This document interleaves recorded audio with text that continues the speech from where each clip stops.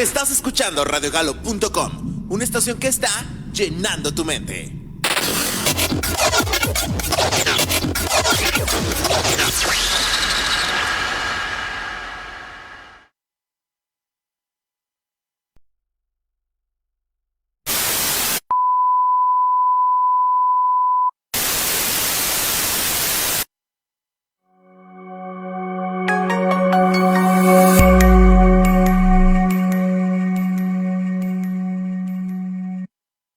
Cada persona aquí presente es responsable de las opiniones emitidas durante la transmisión, y no necesariamente alguna de estas expresa la opinión, pensamiento o línea editorial de esta emisora.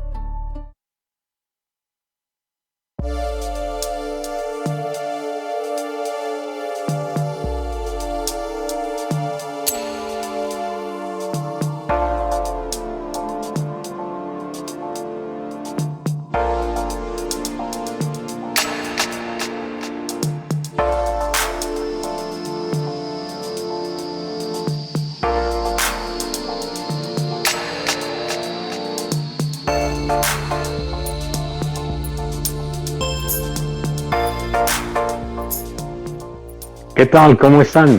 Hoy tenemos una excelente noticia para todos los que son dueños de pequeñas y medianas empresas. ¿Por qué? Porque Jairo y yo les vamos a dar la noticia de que el día de hoy iniciamos con la fase de vacunación para su negocio, para su pyme. Entonces, ¿qué vamos a hacer el día de hoy? Vamos a dar un antecedente de por qué nosotros argumentamos de que tenemos ya lista una vacuna para pymes. Como siempre, trataremos de compartir historias de emprendedurismo, porque es creo que la manera más fácil a través de historias, Jairo, de aprender algo de lo que tiene que ver con este maravilloso mundo de los negocios que en realidad uno no deja de aprender. Entonces estaremos llenos de ejemplos, de cosas, de historias que han hecho gente antes que nosotros y que sin duda han hecho grandes contribuciones hacia los avances que tenemos al día de hoy. Entonces, antes de empezar con el contenido, como cada semana, me da un gusto enorme tener la oportunidad de saludarte. Jairo, ¿cómo te encuentras el día de hoy? Muy bien, Ignacio, bastante contento de poder compartir este tipo de vacunas, de soluciones a todas estas empresas que están buscando obviamente salir, mejorar o simplemente transformarse, y creo que esta es una gran oportunidad de encontrar algo realmente práctico, algo probado, algo que se ha hecho con muchas empresas de una manera exitosa. Así de que muy contento de poderles compartir en el día de hoy esta vacuna para todos. Muy bien, entonces vamos a empezar, y como siempre hacemos la invitación a que interactuemos a través del chat que está disponible en la transmisión que estamos haciendo con Radio Galo. Y bueno, primer tema, creo que todos hemos escuchado que en México estamos en plena fase de vacunación. Esta semana empezaban en Tehuacán, hace poco empezaron acá en Cholula, Puebla, y sabemos que en Xochimilco hicieron las cosas bastante bien, y que en varios estados de manera simultánea se ha estado vacunando a la gente contra el COVID.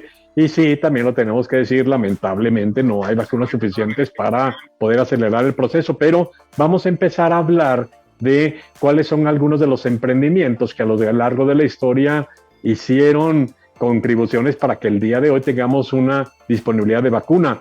Tú has escuchado, Jairo, hablar, que está muy famoso ahí en los mensajes de WhatsApp, sobre todo que el dióxido de cloro es una excelente alternativa para que no te enfermes. ¿Te ha llegado algún mensaje de esos?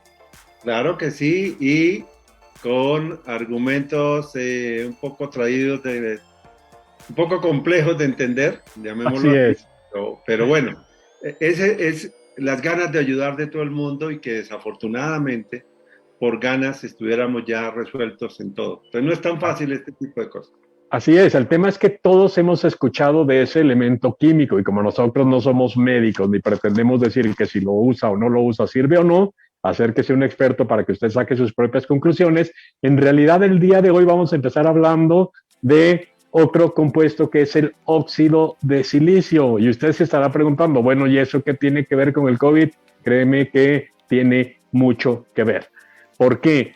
Porque así como el agua, que es la composición de dos moléculas de hidrógeno y una de oxígeno, el H2O, Jairo, que sabemos que cambia de estado líquido, ¿sí? 100 grados centígrados, pasa de líquido a vapor o a gas, y un punto de congelamiento a 0 grados que pasa en un estado sólido. Pasa algo similar con todos los elementos en la naturaleza. El óxido de silicio, cuando está sometido a grandes temperaturas, se cristaliza y después se enfría, se cristaliza y forma cristales de lo que ahora conocemos como vidrio.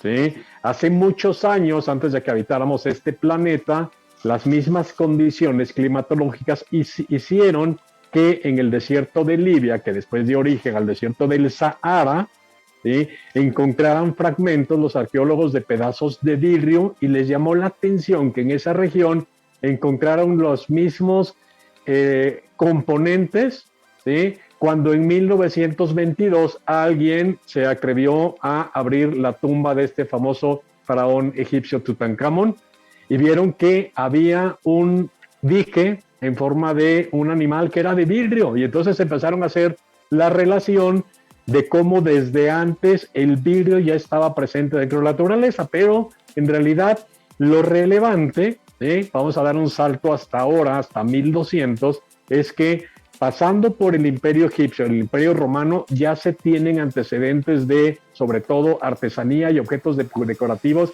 que estaban hechos a base de vidrio, ¿sí? Una colonia turca, a raíz del conflicto que hubo con Constantinopla, migró hacia Venecia, Jairo, por ahí del año de 1290. ¿Sí? Y esta tribu turca tenía muchas capacidades de trabajar el vidrio ya de manera artificial, pongámoslo entre comillas. Ya habían encontrado una manera que a través de hornos ellos podrían manipular el óxido de silicio para crear vidrio, ¿sí?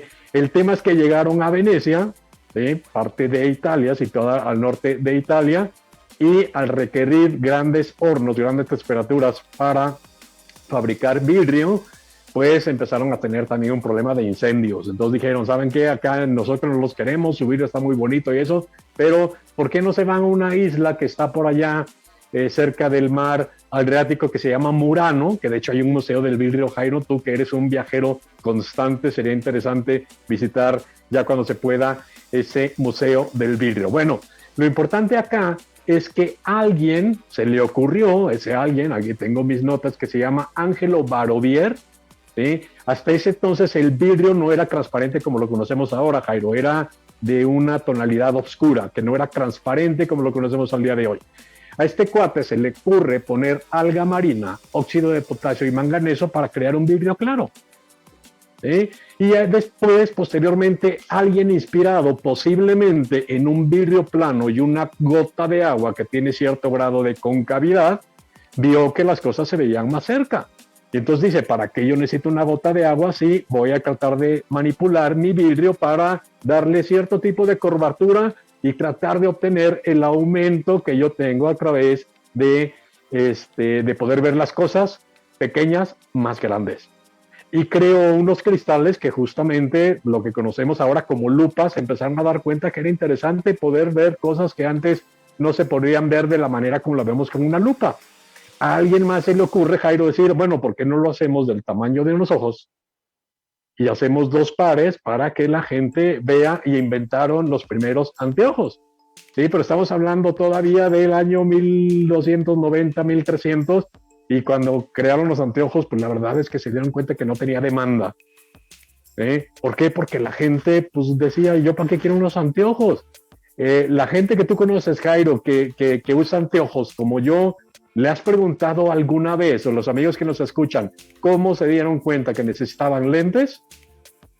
Claro bien que sí, fácil. eso es normal. Platícame, pero ¿cómo se dieron cuenta que uno necesita lentes? En la mayoría de los casos. Bueno, en la mayoría de los casos no ven algo, y sobre todo no ven algo en el baño. Cuando bueno. en los pies. No ven los pies, o empiezas a comparar cómo alguien más puede leer algo que tú no. Y entonces dices, oiga, pues ¿cómo es posible que yo no vea como tú? Necesito lentes. Pero en ese entonces inventaron los lentes, pero la gente no tenía el hábito de la lectura, porque los libros en realidad pertenecían a los políticos y a los que tenían religión, y no de la manera como tenemos los libros al día de hoy. Eran pergaminos que alguien escribía y ahí se iban almacenando los libros, ¿sí? Entonces, Cuando crean los lentes, la verdad se dieron cuenta de que era un objeto que no tenía demanda. ¿Sí? Un suceso interesante que seguramente sabes, amigos, lo vimos en la escuela, es que en 1440 Gutenberg, ¿sí?, él estaba tratando de inventar unos espejos, ¿sí?, para captar imágenes. ¿Sí? La historia del espejo también es interesante porque a base del vidrio a alguien se le ocurre poner una película de estaño y de mercurio para crear un reflejo. Hasta ese entonces la gente no tenía posibilidad de tener un espejo en su casa y ahora, Jairo, ¿podríamos imaginar una vida sin espejos? Actualmente, ¿tienes espejos en tu coche? Imposible. En tu casa, cualquier lugar que vayas hay un espejo, un elevador. Entonces, fíjense qué interesante cómo la gente decía, mira, yo en un espejo puedo ver el reflejo de alguien más. Y a alguien se le ocurrió vender espejos para que los viajeros que iban a ver reliquias, sobre todo turismo religioso, dijera, mira, tú pon tu espejo para que refleje lo que quieres ver y después llegas y se lo muestras a alguien más, cosa que nunca funcionó. Gutenberg intentó hacer eso, se vio frustrado, pero acabó inventando la imprenta porque quería plasmar algo que después se pudiera reproducir. Y crea la imprenta y con la imprenta, Jairo, se hace masivo el uso de libros. Y fue cuando la gente se empezó a dar cuenta de que necesitaba realmente anteojos. Porque decía, yo no puedo leer letras que en su mayoría son pequeñas y empiezo a trabajar el tema de los anteojos. ¿Sí? Hasta ahí interesante y también se estarán preguntando, ¿y eso qué tiene que ver con el COVID? Mucho. ¿Sí? Hubo otra persona que por ahí del año 1500, 1600, inspirado en que sus hijos estaban jugando con varios lentes, ¿sí?, se daban cuenta que en lugar de aumentar el tamaño de las cosas para verlas, yo las podía acercar. ¿Sí? Lo que estaba lejos lo podía ver cerca. Y a alguien se le ocurrió inventar el telescopio, 1600, que Galileo adopta, empieza a observar los planetas y se da cuenta de que, ¿te acuerdas que él propone, Jairo, que en realidad la Tierra no es el centro del universo?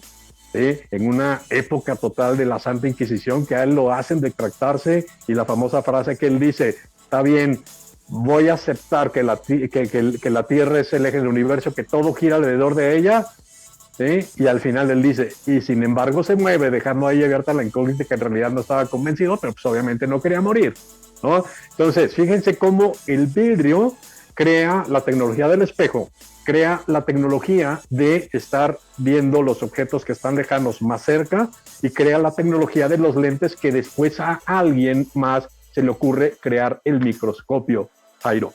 ¿Sí? Una persona que se llama Koch empezó a observar primero insectos, hojas, madera, se dio cuenta que si ponía varios espejos que daban aumento tipo lente, podía observar cosas más pequeñas hasta que realmente descubrió las células y posteriormente tuvo la oportunidad, a través de obviamente mucho trabajo, de poder observar todo lo que eran virus y bacterias. Y difícil pensar, Jairo, en una vacuna al día de hoy. Sí, los laboratorios que conocemos al día de hoy, modernos, situados en varias partes del mundo. ¿Crees, Jairo, que hubiera sido posible que encontraran una vacuna para el COVID sin haber tenido la tecnología del microscopio? Absolutamente no. Imposible, imposible. Entonces no estamos diciendo ni estoy argumentando que el uso del vidrio, el óxido de silicio, a través de todas las fases que estamos teniendo, fue el único factor que ayudó a formar el tema de la vacuna, pero fíjense qué contribución tan importante, historias de emprendedurismo que tienen que ver con aportaciones a nivel individual de cada quien, basándose en un antecedente para, a través de desarrollos tecnológicos, tener una posibilidad de tener una vacuna, pero no fue el único elemento, Jairo. ¿Sí? Hay otra historia que es mucho más interesante que tiene que ver con el agua congelada. ¿Sí? ¿Tú qué relación tienes con el agua congelada, Jairo? A ver, platícame. Primero que solo me gusta bañarme con agua congelada. Casi fría, ¿no? Pero ¿qué tanto ocupamos el hielo? ¿Sí? Claro. Por ahí de inicios del año 1800, Jairo, había una familia acomodada en Boston y en Estados Unidos que tenían 3 hijos, ¿sí? Uno se llamaba Federico, otro se llamaba Juan o John, como le quieran llamar, y otro que se llamaba William. Entonces, cuando Federico tenía 17 años, le dijo a su familia, oiga, su hermano mayor, ¿sí? John, está malo de la rodilla. Usted, como aquí hace mucho frío, se lo tiene que llevar a un lugar caliente. Entonces, la única opción que conocemos es que vaya al Caribe, y decidieron ir a Cuba para que el hermano, a ver si el clima le ayudaba caliente, a tratar el tema de la rodilla. Y entonces se fueron los hermanos. Imagínate que no era fácil viajar a Cuba en ese entonces, tenían que obviamente agarrar un barco, y como le pasa a muchos viajeros, Jairo, tú que has viajado tanto, seguramente habrás notado que cuando uno viaja hay cosas que unos ven y otros no. Porque si bien cuando llegaron a Cuba llegaron por el tema del hermano, que al final pues, el calor lo acabó enfermando y se murió, ¿sí? Federico Tudor dijo, oigan, me acabo de dar cuenta que aquí en el Caribe no hay hielo. Y se le ocurrió la idea de decir, ¿y qué tal si yo traigo hielo de Boston, lo traigo al Caribe, lo traigo a Cuba, lo traigo a Martinica, y empiezo un emprendimiento que tenga que ver con que ya en pleno auge de revolución industrial empezaba este tema de que la gente ya tenía acceso a tener varios recursos a través de historias de emprendimiento. ¿Sí? Entonces imagínate que cuando él regresa, Jairo le dice a su familia, oigan, ¿qué creen? Ya me di cuenta que allá no hay hielo, entonces yo voy a llevar bloques de hielo para venderlos allá. ¿Qué le hubieras dicho, por ejemplo, a tu hijo, si en ese tiempo te hubiera dicho, oye papá, ¿qué te parece si ponemos una empresa y vamos a fabricar hielo y lo vamos a llevar de Boston a Martinica y nos vamos a hacer millonarios? ¿Qué creen que le dijeron? ¿Tú qué le hubieras dicho, Jairo?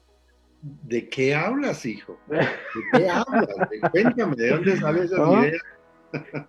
Pues obviamente su familia se lo acabó, pero ¿cómo se le ocurre? Usted está loco, ¿cómo lo va a llevar? ¿Cómo le va a hacer?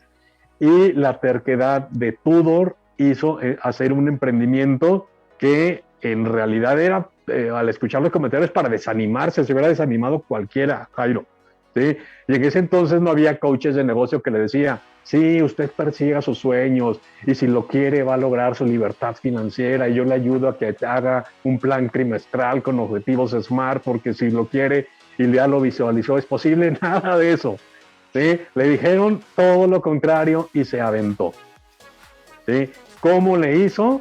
En 1800, cerca de 1805, 1810, por ahí, embarcó 80 toneladas de hielo a Martinica a través de un barco que había comprado y empezó su emprendimiento.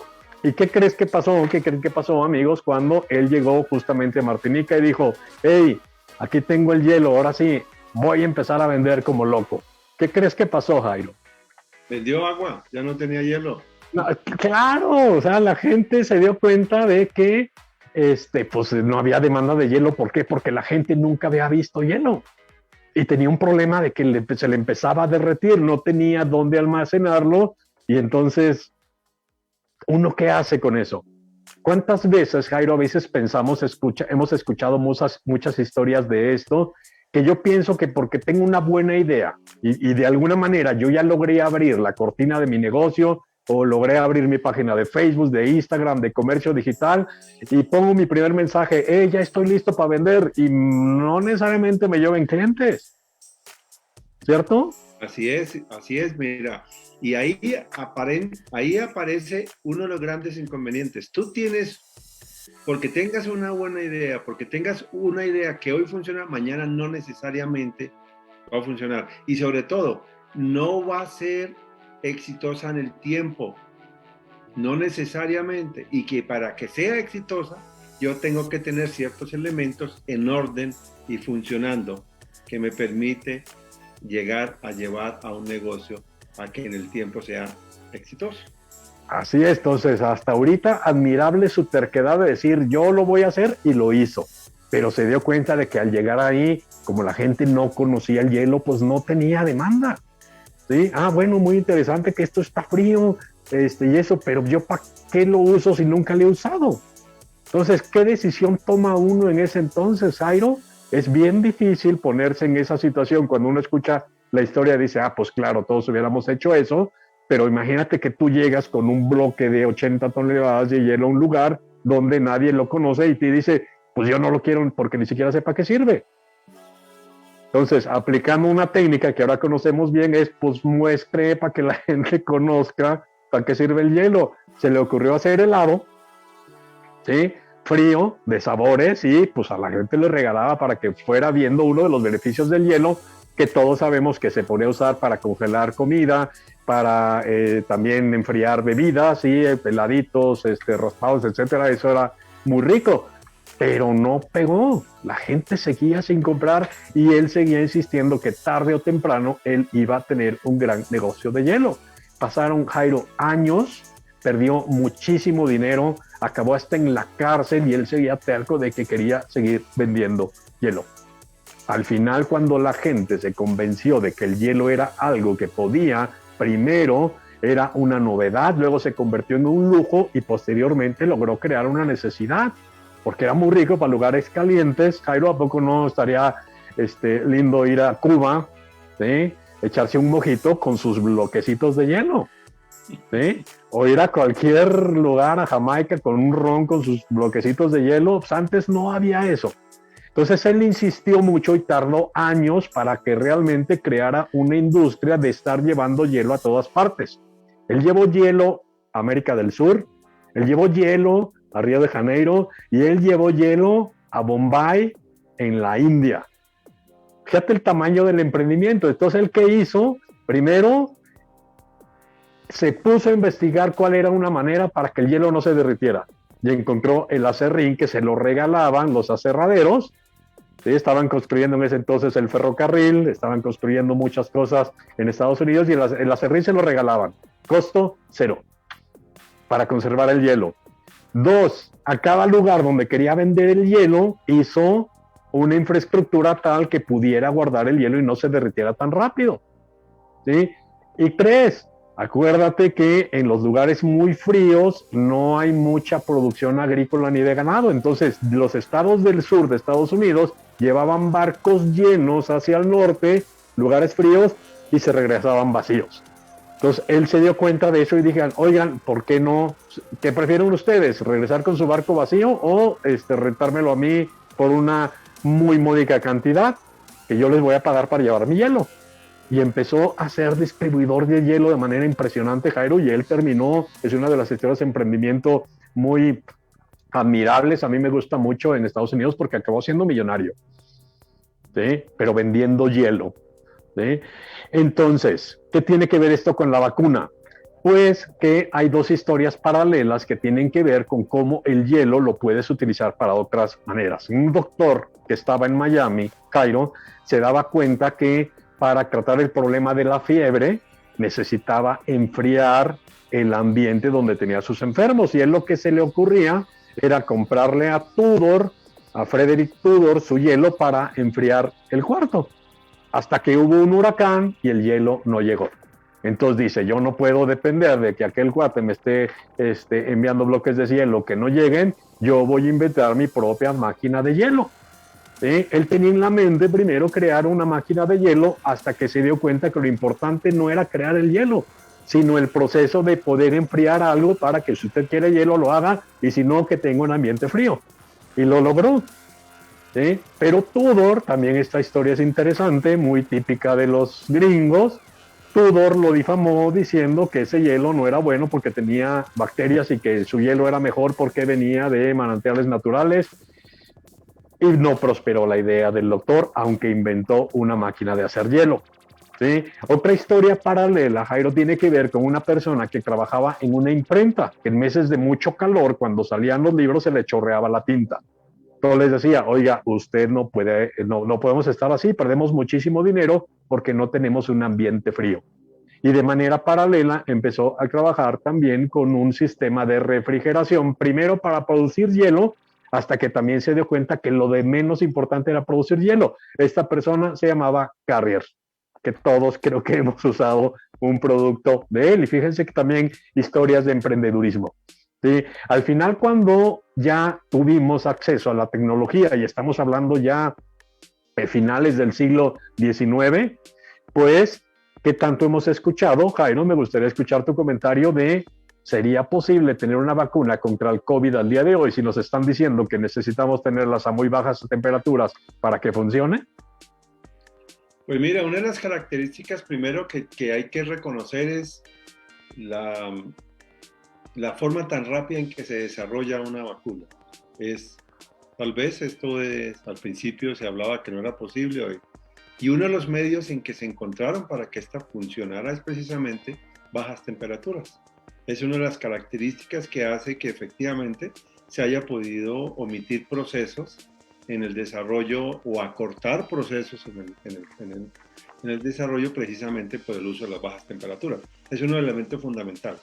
Así es, entonces fíjense, sin vidrio no hubiéramos tenido microscopios que no hubieran permitido estudiar el tema de cómo se comportan virus y bacterias. Y el frío, el agua congelada, como un emprendimiento de alguien de estar llevando hielo hacia otro lugar, da origen a que a alguien se le ocurra tener una fábrica de hielo artificial y se dan cuenta que el proceso es lo relevante porque puedes mantener ambientes a bajas temperaturas. ¿Sí? Regresando al tema del vidrio, ya después a alguien se le ocurrió a través de crear finos filamentos de vidrio, crear la fibra de vidrio, elemento muy resistente. Alguien pasó láser por esa fibra de vidrio y crean la fibra óptica.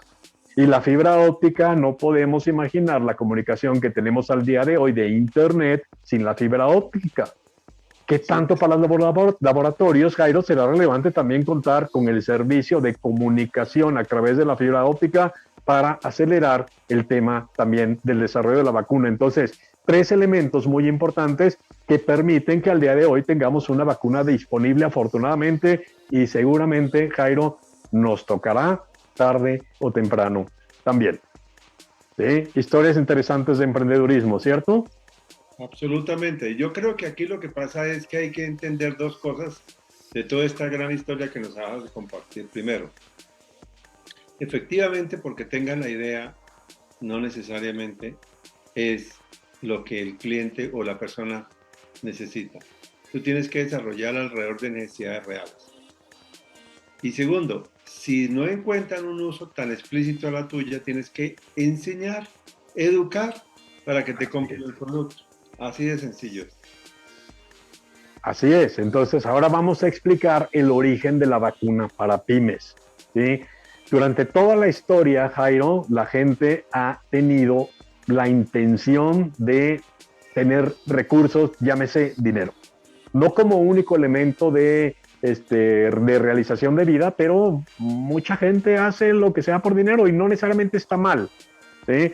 Pero desde que éramos cavernícolas, recordemos que primeramente nuestra función era ser recolectores cazadores. Tomábamos lo que nos daba la naturaleza, ¿sí? Para poder subsistir, hasta que a alguien se le ocurrió el tema del sedentarismo porque uno empezaba a producir sus propios alimentos.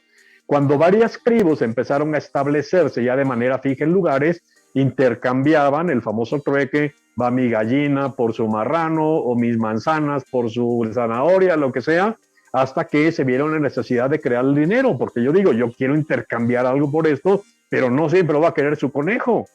Quiero otras cosas, se inventan el dinero que respaldado por los reinos empieza a haber una acumulación de riqueza interesante, porque antes, en esas épocas, estamos hablando del imperio griego, imperio romano, imperio egipcio, ¿quién tenía el dinero, Jairo? Lo tenían los sacerdotes y lo tenían los gobernantes y los demás estaban destinados a toda su vida a ser pobres, a trabajar para los otros, a menos que fueras un gran pensador como los clásicos griegos, o que tuvieras un talento musical, o que fueras poeta, fueras pintor, más o menos lograba destacar.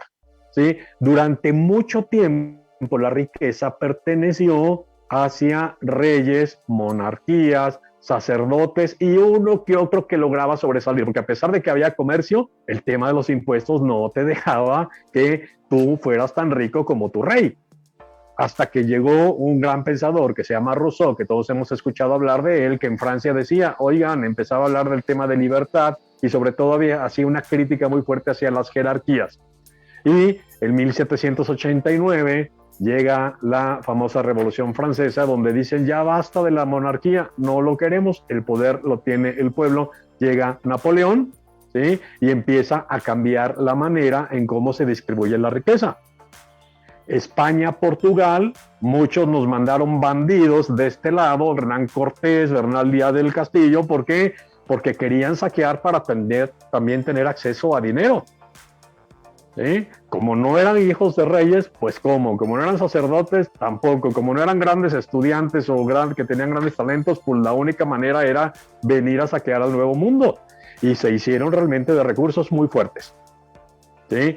Fue hasta 1930, ya pasando el periodo de la Revolución Industrial, cuando empiezan las grandes historias de emprendedurismo, Jairo, ¿sí? Donde uno tiene, a través de, sobre todo, las influencias del capitalismo, la posibilidad de sobresalir en temas de generar riqueza por tus propias manos. Ya no necesitas ser un rey, ya no necesitas ser un sacerdote para convertirte en un Zuckerberg, en un Elon Musk, en un Jeff Bezos, el que tú quieras, Carlos Slim, para tener acceso a riqueza. ¿Sí? Y ya platicamos la historia de Tudor, ya platicamos la historia de Carrier, viene todo este tema de revolución industrial donde a raíz de grandes emprendimientos, pues países logran realmente sobresalir en generar riqueza. ¿Sí? ¿Y eso qué tiene que ver con el acceso a la vacuna? Pues ya concluyo con esto. Al haber tantas historias de emprendimiento, surgen los primeros libros de autoayuda o de emprendedurismo o de negocios. ¿Sí? Y se le da el crédito en 1930 a Carnegie, que escribió este famoso libro que seguro has leído, Jairo, Cómo ganar amigos e influir sobre las personas. Gente dando consejos para que si los aplicas puedas tener beneficio en tu vida personal. Y en el tema de negocios mucho se empezó a escribir de qué cosas puedes hacer para que tu negocio funcione. Surge Napoleón Hill, surge después Anthony Robbins, ya más contemporáneo, surge aquí en México el Salvador Gaviota, surge Ogmandino, surge Porter hablando de marketing, surge Goleman hablando de inteligencia emocional, y la cantidad de ejemplos de libros de negocios de emprendedurismo que tenemos al día de hoy, Jairo, son miles. Muchos muy buenos y otros no tanto, ¿cierto? Así es, así es. Y hace 25 años a un australiano que se llama Brad Sugars, ¿sí? Él estaba terminando sus estudios de posgrado en Estados Unidos, se le ocurre empezar a leer una gran cantidad de libros y se da cuenta que si tomaba lo mejor de cada uno, podía crear un sistema que pudiera servir a ayudar a las pequeñas y medianas empresas, y funda una compañía que conocemos porque el logo lo tienes justo atrás tuyo, Jairo, que se llama Action Coach. ¿Por qué? Porque se da cuenta que este sistema empieza a funcionar de manera muy buena con los dueños de pequeñas y medianas empresas, tanto que en tan solo 25 años empieza a tener presencia en más de 80 países a nivel global.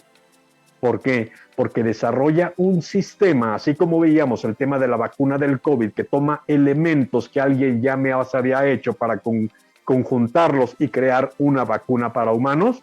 Pues él prácticamente, a raíz de la evolución que él inició con su sistema para trabajar con pequeñas y medianas empresas, nos da origen a que al día de hoy, y ahí me ayudas con esta parte de la historia, Jairo, podamos argumentar que tenemos un sistema que bien es el equivalente para estar teniendo una disponibilidad de una vacuna para pequeñas y medianas empresas que nos puede ayudar a hacer frente a todos los problemas que también en el mundo de los negocios ha generado el tema del COVID.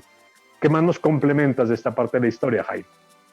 Pues mira, la verdad es que siempre hemos escuchado, así como bien lo decías, libros buenos, libros malos, pero cuando tú sacas unos compendios y sobre todo los pruebas y haces una estadística viable de que las cosas funcionan, la cosa empieza a tomar otra forma.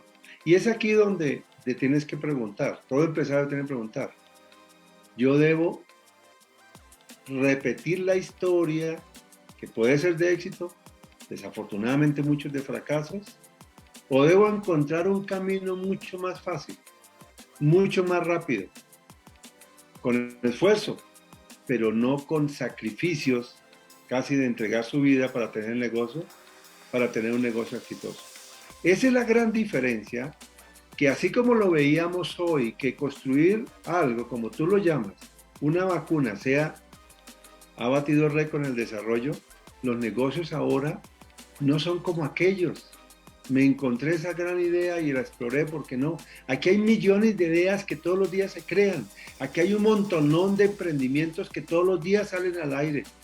Pocos salen exitosos. ¿Por qué? Porque es que empiezan, todo el mundo cree que la tiene sola. Una cosa es la idea y otra cosa es desarrollarla, otra cosa es armarla, otra cosa es llevarla al mercado. Eso es común y eso se pelea. Y esa es la gran diferencia cuando usamos métodos probados. Y es por eso la invitación que, por ejemplo, así como tú te vas a dejar aplicar la vacuna, ¿basada en qué? En que fue probada con 50,000, con 60,000 personas, como este método, tú tienes confianza de que te quieres dejar inyectar en Ignacio. Pero si todos los días es, vamos a ver si funciona, vamos a ver si esto no te mata, vamos a ver si no acaba con lo poco que tienes y te ha quedado, eso no va a funcionar. Entonces, esa es la gran diferencia de este tipo de proyectos donde efectivamente hay más de 55,000 empresas que han hecho de esto una gran diferencia y que se pueden, a través de testimonios y con números, se pueden demostrar. Ese es un diferencial, Ignacio. Sí, gracias. Y agradezco el comentario de Mayra Jiménez, que dice excelentes libros, súper bien. Hay que fomentar el hábito de la lectura porque aprendemos bastante. Y es mejor, Jairo, ¿qué crees que sea mejor? ¿Aprender con los propios errores o aprender de los errores que ya cometieron alguien más? Cada quien que saque sus propias reflexiones. Bueno, esta vacuna que comenta Jairo, poniendo de antecedente todo este estragos que ha hecho el COVID a nivel empresarial, seguramente vieron una noticia que el año pasado decían, una estadística que compartían, que en México 1 millón de pymes habían cerrado por el tema del COVID. ¿Sí? Yo no creo, ¿sí? Y acábenme si quieren, que todo sea culpa del COVID. Muchas empresas de por sí iban a cerrar y el COVID lo único que hizo fue acelerar el tema de acortar la vida de esa empresa. Cruel, pero cierto. ¿Sí? Ahora, como ya no podemos cambiar lo que ya pasó, Jairo, sí debemos y podemos enfocarnos en lo que viene hacia futuro. Y aquí cada quien tendrá que tomar la decisión de si quiero aplicar la vacuna que tenemos disponible para pymes, sí o no. Usted tiene la decisión. Así como hay gente que a nivel individual dice, yo no entiendo, pero lo dice, yo no me quiero aplicar la vacuna del COVID, está bien, pues no se la aplique. Ojalá y no se enferme. ¿Sí? Usted también toma la decisión de ver si realmente una vacuna para su pyme le puede ayudar a sortear la situación. Otras personas que dicen, Jairo, yo no me voy a aplicar la vacuna que están poniendo aquí en México, yo me voy a ir a aplicar la misma vacuna a otro lado, aunque yo tenga que pagar, pero por alguna razón le tengo más confianza. ¿Sí? La vacuna para humanos sabemos que la mayoría de los laboratorios, salvo excepción de un par, se aplica en 2 fases. ¿Sí? ¿Cuántas fases tiene la vacuna que tenemos disponible para pymes, Jairo? Nosotros tenemos, pues es una sola aplicación y muy rápida. Sí, una aplicación que es el efecto, ¿sí? Pero para que realmente la vacuna funcione tenemos que hacerlo en 2 pequeños pasos que tiene primero que ver con contestar o responder un cuestionario para que uno tenga elementos para ver si realmente para su negocio esa vacuna puede funcionar. Tiene un porcentaje de efectividad que no es del 100%, lo tenemos que decir, ¿cierto, Jairo? Va a depender de las condiciones y momentos de cada quien, que se puede evaluar qué tan viable es que esta vacuna realmente funcione para su negocio.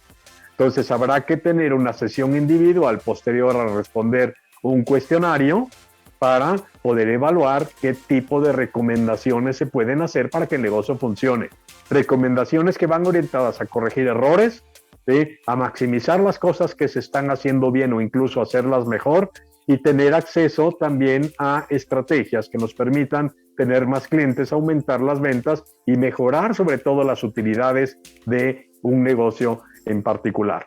Entonces, al igual que la estrategia que está haciendo el gobierno de poner un tema de tener disponibilidad de la vacuna de manera gratuita, nosotros también tenemos la disponibilidad de ofrecer esta vacuna de manera gratuita. Y aún así, Jairo, ¿no te parece increíble que haya gente que diga, ah, no, yo me la quiero ir a poner a Miami, así tengan que pagar $350?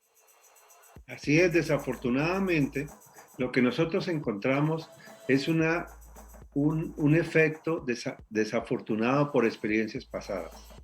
Eso es una realidad y lo que nosotros queremos es simplemente decir un método probado, un método que se aplica siguiendo recomendaciones, así como llega la vacuna de Johnson o la de cualquiera de estas, de Pfizer, le dicen manténla en la temperatura, aplíquela de esta manera, solo la pueden mantener. Así es que se aplica una vacuna para pymes, siguiendo estrictas recomendaciones. Por esto estas fases. Pero lo más importante es que la persona tenga esa apertura de querer aplicarse la vacuna. Y si aún así, Jairo, a pesar de que la vacuna es gratuita y lo único que tienen que hacer, si quieren tener acceso, por ahí producción, vamos a compartir el número de teléfono para que nos llamen, solamente mándenos un WhatsApp y digan, oigan, yo los escuché en Radio Galo, vi que tienen una vacuna, quiero probar si le funciona a mi pyme. Simplemente mándanos un mensaje y se la podemos aplicar o ponerla a su disposición de manera gratuita.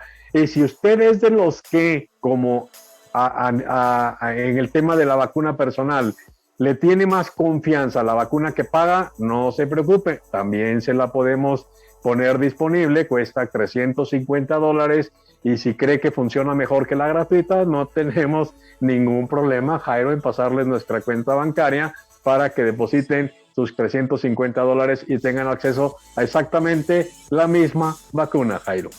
Así es. Sí, y es un ejemplo muy real, desafortunado, que a veces las personas no creen en la buena intención que puedes encontrar en el mercado. Ahora, como todo, pues las personas sienten más confianza cuando dicen esto no puede ser real. Y quieren pagarlo, está bien, como bien lo dices tú, pues vamos simplemente a cobrarlo para satisfacer ese deseo un poco mórbido, podría decirlo yo, de lo que significa tener una ventaja o no al aplicarse la vacuna. Claro, entonces con esto concluimos el programa del día de hoy. Esperemos que les haya gustado estas historias de emprendedurismo que platicamos el día de hoy, como grandes tecnologías que a veces uno cuando las oye mencionar dice, ¿y esto qué tiene que ver con las vacunas? Ya vimos lo que pasó con el vidrio, el óxido de silicio, vimos lo que pasó con el agua congelada, vimos lo que pasó con el tema de cómo ahora ya no tiene poquito más de 100 años que realmente tenemos acceso a poder generar riqueza a través de historias de emprendedurismo, que es lo que nos reúne cada semana en este programa Empresario Comprometido, Resultados Reales. Nos vemos la siguiente semana, Jairo, con más historias para seguir compartiendo y que todos aprendamos cosas que podemos evitar para no cometer los mismos errores que alguien más, o cosas que podemos aprender en el tema de personalidad, actitud o ciertos tips o estrategias que tal vez yo escuché y puedan ser aplicadas en mi negocio. ¿Con qué nos despedimos, Jairo? La verdad, mira, yo creo que en este momento, donde están las cosas, como se están enfocando, todo ha cambiado. La verdad es que tenemos que entenderlas. Y una de las maneras es estar armado de todo. Yo no puedo salir en este momentico con mi negocio, porque me pasa igual en la parte personal, porque me estoy exponiendo a riesgos. Ha cambiado el mercado, ha cambiado el cliente, ha cambiado la competencia, ha cambiado las prioridades, etc. Aplíquese la vacuna y estará mucho más protegido. Gracias, Jairo, y solamente yo me despido repitiendo el número 5568756610, 5568756610. Que estén muy bien. Nos vemos en la siguiente emisión de su programa Empresario Comprometido, Resultados Reales. Muchas gracias.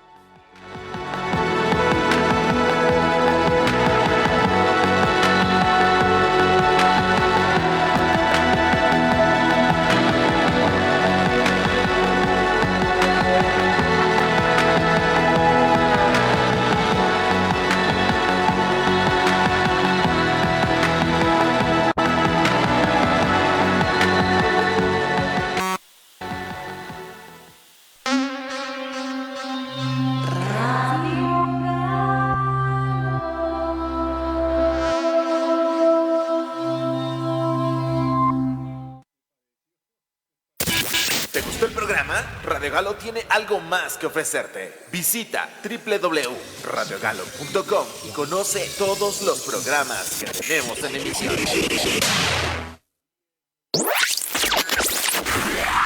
Estás escuchando radiogalo.com, una estación que está llenando tu mente.